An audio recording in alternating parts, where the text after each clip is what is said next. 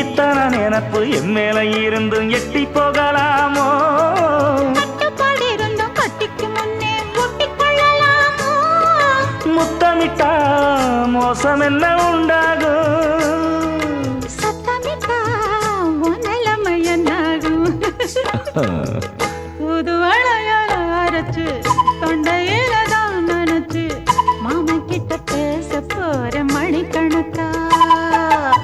தூண்டாமணி விளக்க தூண்டி விட்டு எரிய வச்சு ஓ முகத்தை பார்க்க போற நாள் கணக்கா.